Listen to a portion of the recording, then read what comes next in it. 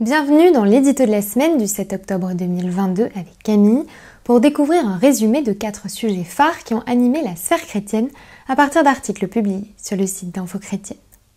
Les droits religieux des condamnés à mort aux États-Unis, la 8e édition du Congrès Mission à Paris, une attaque meurtrière en République démocratique du Congo et le spectacle Monsieur le curé fait sa crise ont fait un point sur les actualités de la semaine. Mercredi soir, le Texas a exécuté un détenu, membre d'une église baptiste, qui avait demandé à ce que son pasteur lui impose les mains lors de son exécution. Une demande qui avait fait l'objet d'une bataille judiciaire qui avait finalement été acceptée par la Cour suprême des États-Unis en mars dernier.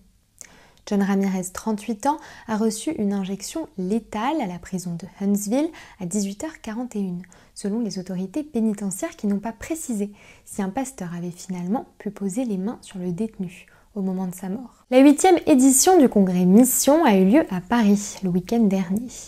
Expression de la vitalité catholique en France, cet événement nous rappelle qu'il existe bel et bien un élan missionnaire dans notre pays.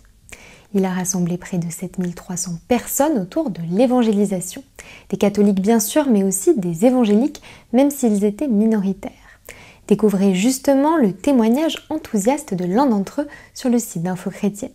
En République démocratique du Congo, une attaque attribuée aux rebelles des forces démocratiques alliées a fait au moins 10 morts parmi les civils, dont le pasteur d'une église anglicane et une vingtaine de disparus.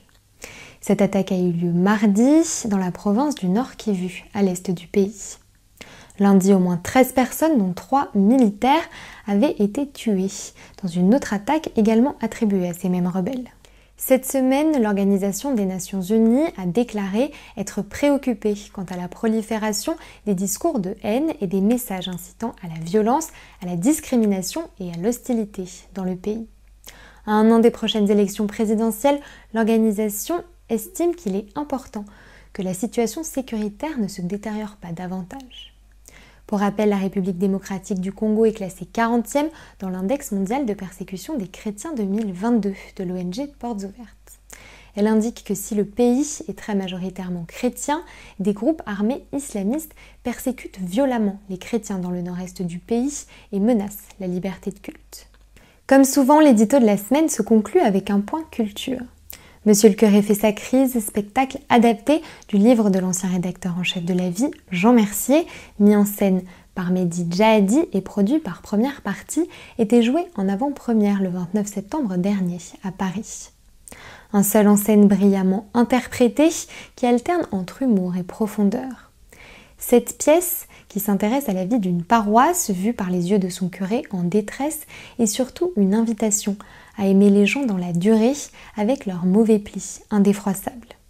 Elle sera jouée aux 4 coins de la France, principalement en église.